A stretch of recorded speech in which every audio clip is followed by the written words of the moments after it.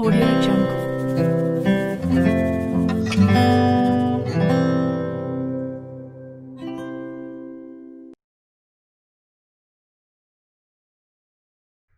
વિદ્યાર્થી મિત્રો નમસ્કાર. આપ સૌનું આજના પીરિયડમાં હાર્દિક સ્વાગત કરું છું. આગળના પીરિયડમાં 10મો પાઠ આપણે પૂરો કર્યો, કૃષિ. ભૂગોળમાંથી હવે અર્થશાસ્ત્ર તરફ જઈએ. પાઠ 16 જોઈ ગયા. હવે 17મો પાઠ આપણે આજે જોવાનો છે. પાઠની પૂર્વ ભૂમિકા અને ભૂમિકા એક વસ્તુ સમજાશે એટલે આખો પાઠ સમજાઈ જશે.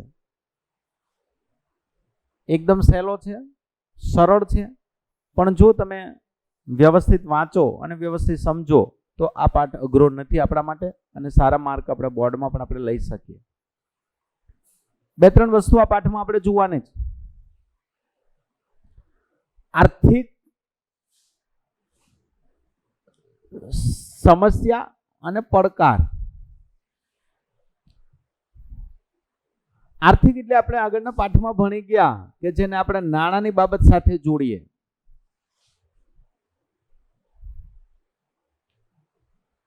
સમસ્યા અને પડકાર છે બે એક સાથે જોડાયેલા છે એમ કહી શકીએ.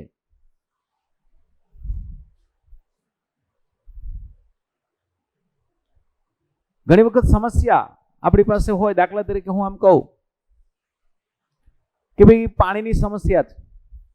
ઉનાળાની ઋતુ આવશે, ચોમાસામાં પાણીની છત છે, પણ જેવું ઉનાળાની ઋતુ આવશે એટલે પાણીની સમસ્યા સર્જાશે. પણ પાણી ઉનાળામાં પૂરું પાડવું એ કોઈ પણ માટે સામે પડકાર હોય. પાણી નથી મળતું એ સમસ્યા છે, પણ પાણી પહોંચાડવું કોઈ પણ જગ્યાએથી તો એ પડકાર છે. એ પડકાર ચીરવો પડે. ધોરણ 10માં તમે અભ્યાસ કરો છો, તમારી સમસ્યા છે કે ભાઈ વાંચેલું યાદ નથી રહેતું, વારંવાર વાંચીએ છતાં યાદ નથી રહેતું, તો એ યાદ નથી રહેતું એ તમારી સમસ્યાનો એક ભાગ બને છે. પણ તમારી સામે બોર્ડની પરીક્ષા ઊભી છે, તમારે બોર્ડની પરીક્ષા આપવાની છે, એ તમારી સામે મોટો પડકાર છે.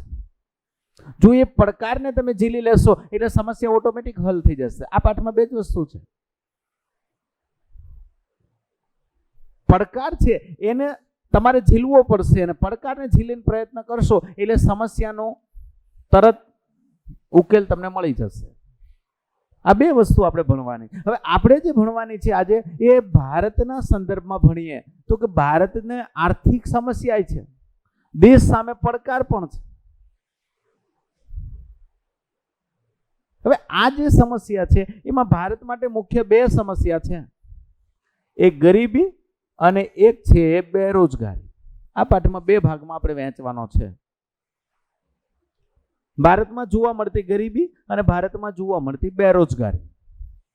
આ બે પાઠને વિભાજનમાં વહેંચીએ એટલે પાઠ પૂર્ણ થાય. હવે આપણે એ જોવાનું છે કે ભાઈ ભારતની જે ગરીબી છે, પેલી સમસ્યા, પેલો પડકાર, પેલી વિચાર કે ભાઈ ગરીબ કોને કહેવાય. આપણે એમ ના કહી શકીએ કે ભાઈ હું ગરીબ છું એટલે મારે 4-વ્હીલ ગાડી નથી. 4-વ્હીલ ગાડી છે એ આપણી આવશ્યક નથી, જીવન જરૂરી વસ્તુ નથી. પણ હું એમ કહું કે ભાઈ મારે ખાવા માટે મારા ઘરમાં અનાજ નથી, તો ખાવા માટેનો જે ખોરાક છે એ મારી આવશ્યક ચીજ વસ્તુ છે. જો આવશ્યક ચીજ વસ્તુ આપણે ખરીદવાની ખરીદ શક્તિ ધરાવીએ નહીં તો ગરીબી રેખા નીચે અથવા ગરીબ છે એમ કહી શકાય. જીવન જરૂરી વસ્તુ, રોટી, કપડા ઓર મકાન દરેક વ્યક્તિની જરૂરિયાત છે. દરેક વ્યક્તિને પોતાના કુટુંબનો નિર્વાહ ચલાવી શકે એટલો ખોરાક મેળવવો જોઈએ. દરેકને પોતાના કુટુંબનું ભરણ પોષણ થાય એટલા કપડાં ખરીદવાની ખરીદ શક્તિ ધરાવતો જોઈએ. દરેકને કાચું કે પાકું પોતાનું રહેઠાણ હોવું જોઈએ. આ એક જરૂરિયાત છે. આપણે એમ ના કહી શકીએ કે ભાઈ હું ગરીબ છું એટલે મારા ઘરમાં ટેલિવિઝન, ટીવી નથી. ટીવી આપણી જરૂરિયાત છે, પણ એ જરૂરિયાત છે એ ગરીબીને અગત્યનો ભાગ નથી. ટીવી વગર તમે ચલાવી શકો પણ તમારા બાળકોને, તમારા પરિવારને તમે ખોરાક વગર ચલાવી શકવાના નથી. તમે તમારા બાળકોને પોશાક વગર ચલાવી શકવાના નથી. તમે તમારા બાળકો પરિવારને રહેઠાણ વગર રાખી શકવાના નથી. એ આવશ્યક ચીજ વસ્તુ છે. તો આ એક જીવન જરૂરી વસ્તુ છે, એક મનોરંજનની ચીજ વસ્તુ છે. ટીવી, ટેલિફોન એ જરૂરિયાત છે, પણ એ મનોરંજન માટે જરૂર છે. આપણે ઘરમાં પંખો છે એની જરૂરિયાત છે, પણ પંખો છે એ એક અલગથી એની જરૂરિયાત આપણે સંતોષીએ છીએ. તો આ વસ્તુ ગરીબી સાથે જોડાયેલી, ગરીબી ભાગ સાથે જોડાયેલી, તો કે મૂળભૂત પાયાની જરૂરિયાતો ખરીદવાની ખરીદ શક્તિ ધરાવતા ના હોય તો એને આપણે શું કહીએ છીએ? તો કે ગરીબ કહીએ છીએ. શિક્ષણ, આરોગ્ય આ બધી પણ ન્યૂનતમ જરૂરિયાત ભોગવથી વંચિત રહે તો પણ એ ગરીબી રેખા નીચે છે એમ કહી શકાય. કારણ કે દરેકના બાળકને શિક્ષણ આપવું ફરજિયાત છે. દરેકને આરોગ્યની સવલત ઊભી રાખવી અને એની મેળવવી એ પણ દરેક માટે જરૂરિયાત છે. પરિસ્થિતિ એ છે સમાજમાં કે આજે જે ગરીબી જોવા મળે છે, ગરીબ કોને કહેવાય? તો કે જે વ્યક્તિ 2 ટંકનું ભોજન મળતું ના હોય એને આપણે ગરીબ કહીએ છીએ. મેં કીધું એમ કે ખોરાક આપણી આવશ્યકતા, જરૂરિયાત છે. જો ખોરાક ના મળે તો આપણું જીવન નિર્વાહ આપણે ચલાવી શકતા નથી. ગરીબી સાથે બીજો મુદ્દો જોઈએ તો રહેવા માટે પૂરતી માત્રામાં એ હવા ઉજાસ વાળું, મોકળાશ વાળી જગ્યા પ્રાપ્ત ન થાય તો એ ગરીબ છે, થાય તો એ ગરીબ નથી એમ કહી શકાય. ત્યાર પછી ના છૂટકે ગંદા વસવાટ કે સ્લમ વિસ્તારમાં વસવાટ કરવો પડતો હોય, ગરીબીના કારણે જે એને સુખાકારી સગવડ મળવી જોઈએ એ મળતી નથી. આ ગરીબી રેખા નીચે જીવતા લોકોની દારૂણ્યતા છે કે ગરીબી રેખા નીચે જીવતા તો કે 2 સમય ભોજન મળતું નથી, ગંદા વસવાટમાં રહેવું પડે છે. એની આવશ્યકતા ચીજ વસ્તુ આવક નિર્ધારિત હોવાના કારણે એ ખર્ચ કરવાની મર્યાદા પણ એની નિર્ધારિત બની જાય છે. તો એ પણ એક દારૂણ્યતા છે. એ ગરીબીનું એક મહત્વનું લક્ષણ છે એમ કહી શકાય. રાષ્ટ્રીય આયુષ્ય દર ઓછો હોય, જેઓ મોટા ભાગે નિરક્ષરતાનો પણ ભોગ બને છે. ગરીબીના કારણે એને શિક્ષણ મેળવવું, એ બાળક નબળું નથી પણ ગરીબીના કારણે એને ભણવા માટેની તક મળતી નથી. તો ગરીબી રેખા નીચે જીવતામાં એ જોવા મળે છે. હવે એ પરિસ્થિતિ જોઈએ કે કુટુંબની આવકમાં વધારો કરવાની ફરજ છે, એ બાળકે ભણવાનું છોડી દેવું પડે છે. એ બાળક હોશિયાર છે પણ એ બાળકને ભણવું છે, પણ ભણવાની સમયાંતરે તક કે શું કરવું પડે? તો કે પોતાના કુટુંબની આવક નિર્ધારિત છે કે જેના કારણે એ બાળકે ભણવાનું છોડી દે અને કુટુંબને મદદરૂપ થવા માટે કોઈને કોઈ આવકના સ્ત્રોત મેળવવા કોઈ કામમાં રોકાઈ જાય છે. એટલે ભણવાનું એનું અધૂરું છોડી દેવું પડે. તો એ પણ એક સમસ્યાનો ભાગ બની જાય છે.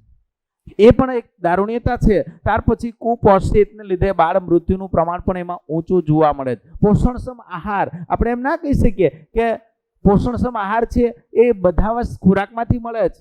એને અનાજ, કઠોળ આ બધા ખોરાક, લીલા શાકભાજી જો એ મળતું હશે તો એ કુપોષિતનો ભોગ નહીં બને. પણ ગરીબીના કારણે કુપોષિત બાળકને માતા જન્મ પણ આપે છે, કારણ કે એ માતાને પોષણક્ષમ આહાર મળતો નથી. માતા પોષણક્ષમ આહારના અભાવે એ પરિસ્થિતિનું નિર્માણ થાય. તો એ પણ એક સમસ્યાનો ભાગ બની જાય. ત્યાર પછી જોઈએ ગ્રામીણ શહેરી ગરીબીનું પ્રમાણ પણ અલગ અલગ જોવા મળે છે. ગ્રામ્ય વિસ્તારમાં ગરીબી જોવા મળે તો શહેરી વિસ્તારમાં પણ ગરીબી તો જોવા મળે જ છે. બેની અલગતા છે, ટકાવારી અલગ છે, એની ગરીબીનું મૂલ્ય પણ અલગ આંકી શકાય એમ નથી. પણ બે ગરીબીનું અમુક લક્ષણો, અમુક એને વિચારસરણીથી એ અલગતા જોવા મળે છે. હવે આ ગરીબી માટે સરકારે પ્રયત્ન કર્યા છે. સરકારે દરેકના ઘર સુધી અનાજ પહોંચાડવાની વ્યવસ્થા આજે વ્યાજબી ભાવની દુકાનો, પંડિત દીનદયાળ નામથી એ વ્યાજબી ભાવની દુકાનો શરૂ કરી કે દરેકને પોતાના કુટુંબનું ભરણ પોષણ થાય, પોતાના કુટુંબનું 2 ટંકનું ભોજન મળી રહે એ માટે વ્યાજબી ભાવે વિનામૂલ્ય અમુક પ્રકારનું અનાજ એને આપવામાં આવે છે. તો એ એક ગરીબીમાંથી ઉગારવા માટેની એક મહત્વની. આગળ આપણે જોશું બેરોજગારી માટે સરકારે રોજગારીના ઘણા માધ્યમો ખોલવામાં આવ્યા કે લાંબા સમયાંતરે રોજગારી મળશે તો ગરીબી આપોઆપ નાબૂદ થશે. કારણ કે આ બે છે ને એક સાથે જોડાયેલી છે. ગરીબી વધે કે બેરોજગારી વધે તો આ બે સમસ્યા છે ને એ આમ કહીએ ને કે ભેગી થાય. કારણ કે એને રોજગારી નહીં મળે, એને કામ ધંધો નહીં મળે એટલે આપોઆપ એના પરિવારમાં ગરીબી આવશે સીધી. જો એને રોજગાર ધંધો મળશે તો ગરીબી નહીં આવે, કારણ કે એની જીવન જરૂરિયાત આર્થિક એની ઉપાર્જન જેટલું એ માણસ ખરીદી શકશે, મેળવી શકશે. એટલે બે છે ને એ જોડાયેલા છે. આમ કહીએ ને તો ગરીબી અને બેરોજગારી એકબીજા સાથે જોડાયેલા એક ભાગમાં બને છે. હવે પરિસ્થિતિ એ છે કે અંત્યોદય કુટુંબ ગરીબી રેખા નીચે જીવતા લોકોની યાદી અલગ કરવામાં આવી. એને વધુ ને વધુ સહાય કેમ મળે, વધુ ને વધુ એની જરૂરિયાતો કેમ સંતોષાય, એક મહત્વનું માપદંડ નક્કી કરવા માટે, આ પરિસ્થિતિમાંથી આગળ લઈ જવા માટે, એક સમસ્યા હલ કરવા માટે, ગરીબીનો પ્રશ્ન હલ કરવા માટેની સમસ્યા થઈ. હવે ગરીબી છે ને એ બે પદ્ધતિ આપણે જોઈએ. એક નિરપેક્ષ ગરીબ જોવા મળે છે ને એક સાપેક્ષ ગરીબ જોવા મળે છે. ગરીબીનું માપન છે ને એ બે પદ્ધતિથી જોવા મળે છે. કુટુંબના આધારે કોઈ પણ એક કુટુંબ દ્વારા વિભિન્ન ચીજ વસ્તુ કે સેવાઓ પાછળ થતા ખર્ચને આધારે પણ કુટુંબનું મૂલ્યાંકન કરી શકાય. ગરીબીનું માપન આવક અને ખર્ચની નીતિ. કુટુંબના સભ્યોની કમાવાની ખરીદ શક્તિના આધારે પણ આપણે મૂલ્યાંકન કરી શકીએ છીએ. હવે ગરીબી છે ને એ નિરપેક્ષ ગરીબી અને સાપેક્ષ. હવે હું એમ કહું કે બોર્ડમાં તમને એમાંથી એકાદી વ્યાખ્યા પૂછાશે એક માર્કમાં કે નિરપેક્ષ ગરીબ કોને કહેવાય અને સાપેક્ષ ગરીબ કોને કહેવાય. સમાજમાં જે લોકો છે પોતાની જરૂરિયાત પૂરતો કઠોળ, દૂધ, શાકભાજી, પ્રાથમિક જરૂરિયાતો લઘુત્તમ બજાર ભાવે પ્રાપ્ત કરી શકતા ન હોય અથવા સમર્થ નથી.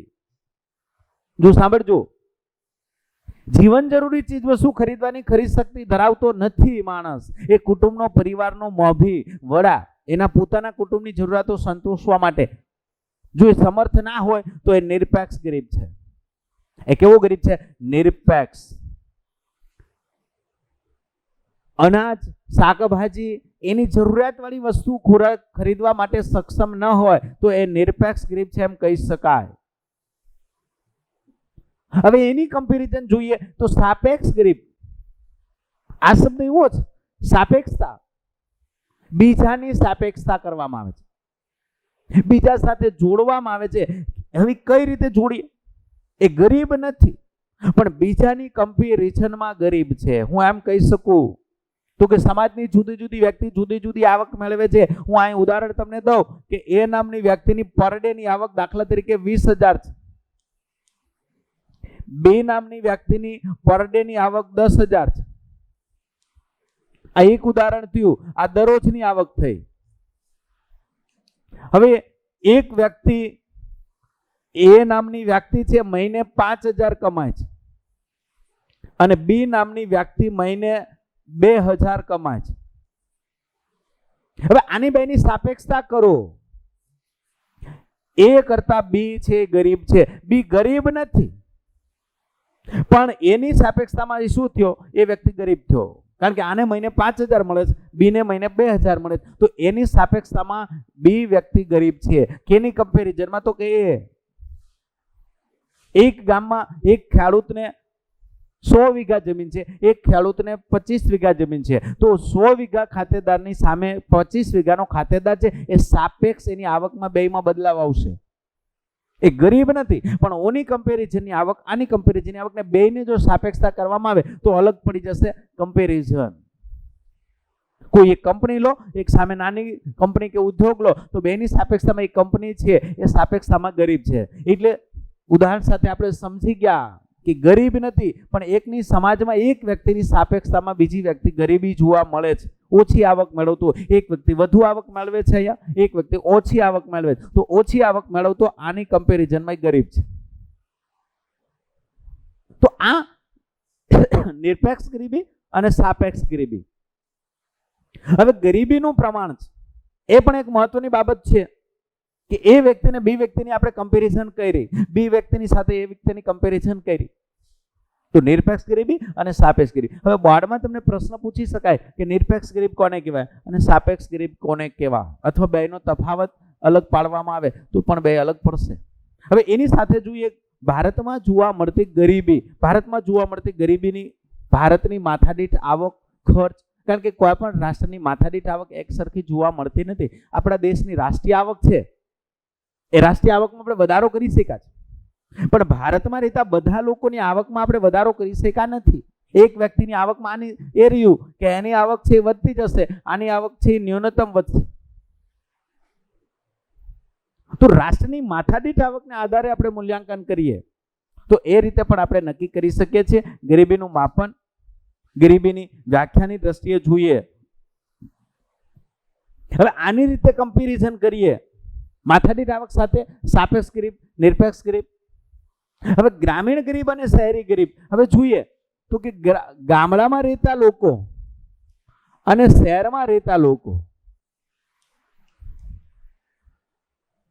આ બેની ગરીબીમાં ફેરફાર જોવા મળશે. ગ્રામીણ ક્ષેત્રે જોવા મળતા ગરીબો અને શહેરી વિસ્તારમાં જોવા મળતા બેની કમ્પેરિઝન કરીએ. ગરીબ છે, ગામડામાં પણ ગરીબી છે અને શહેરમાં પણ ગરીબી છે, પણ ગામડામાં કેવા પ્રકારની ગરીબી જોવા મળે છે અને શહેરમાં કેવા પ્રકારની ગરીબી જોવા મળે છે એની જો આપણે વાત કરીએ તો ગામડાની આપણે વાત કરીએ તો મોટા ભાગે જમીન વિહોણા ઘણા ગરીબો આવા છે જેની પાસે જમીન નથી, એ ગામડામાં જોવા મળે છે. ત્યાર પછી જોઈએ ખેત મજૂરો, ગૃહ ઉદ્યોગો, કુટીર ઉદ્યોગો, કારીગરો, શ્રીમંત ખેડૂતો, ભિક્ષુકો, મજૂરો, જંગલોમાંથી પહાડી વિસ્તારોમાંથી ઔષધિ કે ચીજવસ્તુ એકઠી કરતો વર્ગ, આ બધું ગ્રામીણ ગરીબોમાં જોવા મળે છે. હવે એની સાથે સરખાવીએ શહેરી વિસ્તારમાં કેવી ગરીબીનું પ્રમાણ જોવા મળે અથવા શહેરી વિસ્તારમાં જોવા મળતી ગરીબીનું જોઈએ તો મોટા ભાગે મજૂરો કામ ચલાવ, અમુક સમયે કામ મળે છે, અમુક સમયે કામ એને નથી મળતું. મહિનાના 30 દિવસમાં એને 15 દિવસ કામ મળે, 15 દિવસ એને મજૂરી ના પણ ચાલે. કોઈ શહેરમાં જ કડિયા કામ કરે તો 30 દિવસ કવક મહિનો એવો છે કે જેને 30 દિવસ કડિયા કામ ચાલે.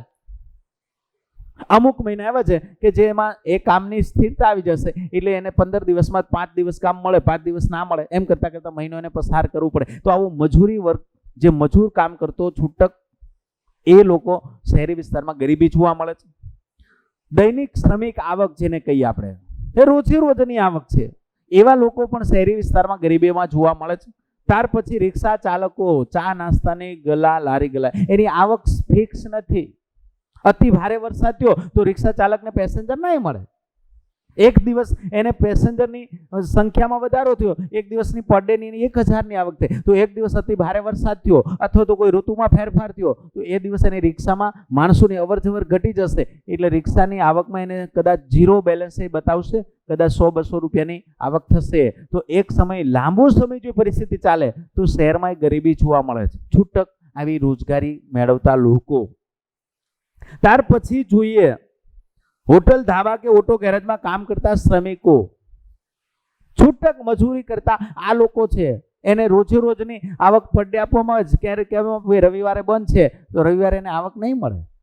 15 દિવસ હોટલ બંધ છે તો 15 દિવસ એ કારીગરને પગાર નહીં મળે. છૂટક દરરોજની પર ડેની દૈનિક આવકમાં કામ કરતા લોકો છે એને મહિનાની ફિક્સ આવક થતી નથી કે પર ડેના 200 રૂપિયા 300 રૂપિયા મળે તો મહિનાની કમ્પેરિઝન કરીએ તો એ મળતા નથી. જ્યારે કામ મળે છે ત્યારે એની આવક મળે, કામ નથી મળતું તો આવા ગરીબોનું પ્રમાણ શહેરોમાં વધતું જાય. એ પણ એક મહત્વની સમસ્યા સર્જાય છે. તો ન્યૂનતમ જરૂરિયાત ઓછી વસ્તુઓ સંતોષી શકતા નથી, પોતાની જરૂરિયાતવાળી બધી વસ્તુ ખરીદી શકતા નથી, સક્ષમ નથી. હવે ગામડાની શહેરી બે પરિસ્થિતિ જોઈએ. હાડમારી બે ને, ગામડામાં ગરીબી રેખા નીચે જીવતો લોક, શહેરી ગરીબી રેખા નીચે જીવતો વર્ગ, બેની હાડમારી એક સરખી. પણ બે ગામડા અને શહેરમાં ગરીબીનું પ્રમાણ છે, બેની રોજગારીનું પ્રમાણ છે, બેને કામ ધંધાનું પ્રમાણ છે, એ અલગ અલગ જોવા મળે છે. ગામડામાં રિક્ષાની જરૂર નથી પડતી, કદાચ ગામડામાં બીજી રોજગારીની ક્ષેત્રો ખુલતા નથી, એ શહેરમાં ખુલે છે, પણ ઘણા ક્ષેત્રો એવા છે જે શહેરમાંથી ગામડામાં ખુલતા નથી. એટલે બેની રોજગારીની મહત્વના છે. હવે ગરીબી ઉદ્ભવવાના કારણો આપણે જોઈએ તો એ પણ આની સાથે જ જોડાયેલા છે. ગરીબી ક્યારે ઉદ્ભવે, કયા કારણે ઉદ્ભવે, તો એ પણ એક મહત્વની સમસ્યા બની જાય છે અને મહત્વનો ભાગ બની જાય કે ગરીબીની સમસ્યા, ગરીબીની કારણે. હવે ગરીબી ઉદ્ભવવાના કારણો મેં પહેલા કીધું કે જો રોજગારી ના મળે એટલે ગરીબી ઉદ્ભવે, પહેલું કામ છે. કારણ કે દરેકને જો કામ મળશે ને એટલે ઓટોમેટિક એની જરૂરિયાત સંતોષાય એટલું આવક મળશે એટલે ઓટોમેટિક ગરીબીનું પ્રમાણ છે થશે, જળવાશે. આવક નિરપેક્ષ ગરીબ જોવા મળશે, સાપેક્ષ ગરીબી જોવા મળશે, પણ એને અમુક પ્રકારે આપણે ગરીબીમાંથી બહાર લાવી શકશું. ગરીબીના કારણો ઘણા જોવા મળે છે. ગરીબીના વિવિધ પ્રકારના કારણો કે ગરીબી કયા કારણે ઉદ્ભવે, કારણ કે કોઈ પણ સમસ્યા છે ને એનું કોઈ કારણ હોય. હું આમ કહું વિદ્યાર્થી મિત્રો, તમને વાંચવાનું યાદ નથી રહેતું તો વાંચવાનું યાદ નથી રહેનું કોઈ કારણ શું, તો કે એક તો પેલું તમારું મન સ્થિર નથી. મન સ્થિર રહે તો વાંચવાનું યાદ રહે, તો મન સ્થિર ના રહ્યું એ તમારું કારણ બન્યું. અથવા તમે જે જગ્યા વાંચો છો ત્યાં ઘોંઘાટ, અવાજ, અવાજ પ્રદૂષણની માત્રા જોવા મળે તો એક કારણ બન્યું કે જેના કારણે તમારું મન સ્થિર નથી રહેતું. આ બધી સમસ્યાઓ અને એનો ઉકેલ માટે તમારી સામે પડકાર હોય. એટલે હવે ગરીબીના છે, ગરીબી ઉદ્ભવવાના કારણો, ગરીબી કયા કારણે ઉદ્ભવે એની આપણે વાત આવતા પીરિયડમાં કરશું કે ભાઈ ગરીબી છે કયા કયા કારણે ઉદ્ભવે છે, ગરીબી ઉદ્ભવવાના કારણો ક્યાં છે અને ગરીબી માટે શું જરૂરી છે તો શું જવાબદાર છે. તો એ આવતા પીરિયડમાં આપણે ચર્ચા કરીએ. અસ્તુ.